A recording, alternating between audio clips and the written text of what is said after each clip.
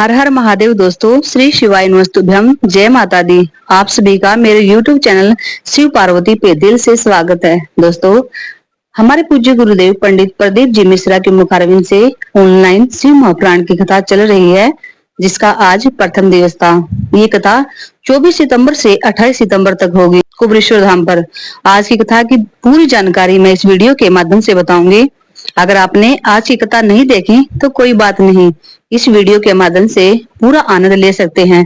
तो बढ़ते हैं दोस्तों आज की कथा की महत्वपूर्ण जानकारी की ओर। जो ये सोचते हैं ना कि मैं तो सिर्फ दुर्गा भवानी को भजूंगी, लेकिन ऐसा नहीं है। अगर आप महादेव को भज रहे हो ना, तो भी आप माँ आदिशक्ति माँ दुर्गा भवानी को भी भजते हो और माता अम्बे की कृपया आप पर जरूर होती है।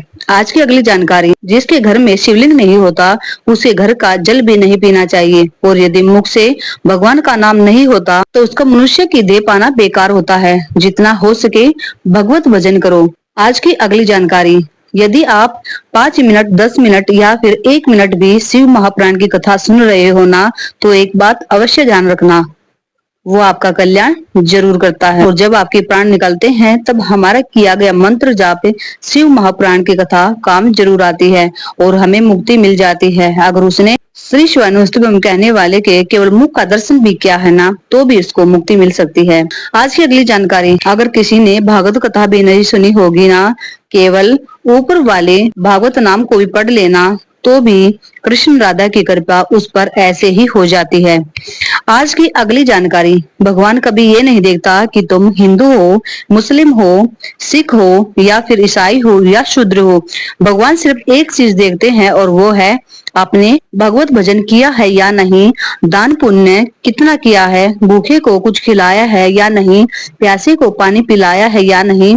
अगर आपके पास कुछ भी नहीं है ना, तो केवल अपनी मीठी वाणी का प्रयोग करोगे ना, तो भी भगवान उससे प्रसन्न हो जाता है। तो बढ़ते हैं दोस्तों आज की अगली जानकारी की ओर। अगर भगवान ने आपको देने के लायक बनाया है ना, धन दौलत से परिपूर्ण कर रखा है, तो उसका सद्गुण करना चाहिए। जो बच्चा पढ़ना चाहता हो और उनका जुगाड़ नहीं है पैसे देने का, तो आप उसकी सहायता करोगे ना, तो वो एक दिन आपका गुणगान गाएगा। कोई बीमार हो और उसके पास दवाई लाने के भी पैसे नहीं है, तो उसका इलाज कराओ।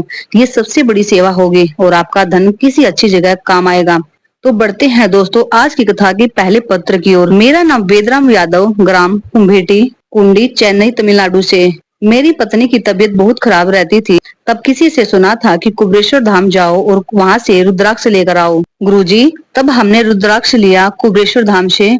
अब मेरी पत्नी बिल्कुल स्वस्थ है, दवाइयों की भी जरूरत नहीं है। हम प्रणाम करने आए हैं। आज की अगली जानकारी, गुरुजी ने कहा कि भले ही आपके घर में नवरात्रों में कलश रखा कि नहीं रखा, लेकिन जिस घर में कुबरेश्वर धाम से कथा चल रही है टीवी पे, लेकिन मुझे इतना विश्वास है कि माँ आदिशक्ति और शिव करुणा जरूर करेंगे। आज की अगली जानकारी, भारत की भूमि पर एक ऐसा मंदिर है जहाँ पर ज्योत हर टाइम हर घड़ी जलती रहती है, वो माँ ज्वाला देवी जी का मंदिर है। आज की अगली जानकारी, राजस्थान में देवी दुर्गा जी का ऐसा मंदिर है जहां माता रानी अग्नि से स्नान करती है। वहां अपने आप मंदिर में आग लग जाती है और अपने आप शांत हो जाती है। बढ़ते हैं दोस्तों आज की अगली जानकारी की ओर। कहते हैं कि भगवान देवाधिदेव माँ से हम जो भी मांगते हैं वो देता जरूर है। जब भी हम एक लोटा जल शिव को चढ़ाते हैं ना, तो वो जल केवल महादेव को नहीं बल्कि 33 कोटि देव देवताओं को वो जल अर्पित होता है। आज की अगली जानकारी, गुरुजी ने बताया कि हमारे मध्य प्रदेश में नवरात्र में एक नियम होता है। नवरात्रों में माँ दुर्गा के मंदिर में छोटी छोटी शक्तिपीठ होती हैं, जिनकी प्राण प्रतिष्ठा हो रखी है, और वो बहुत ही प्राचीन मंदिर है। उन मंदिरों में छोटी छोटी शक्तिपीठों पर जल चढ़ता है।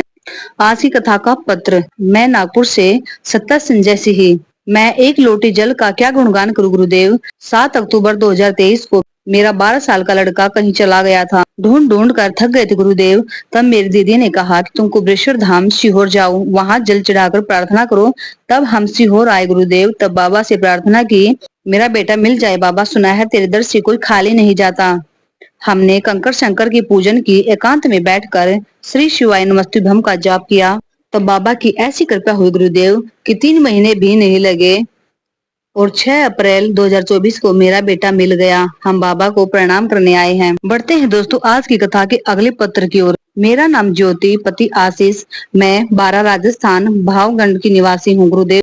मेरी शादी को 5 साल हो गए थे। मुझे संतान का सुख नहीं था। बहुत डॉक्टरों को दिखाया पर फर्क नहीं पड़ा।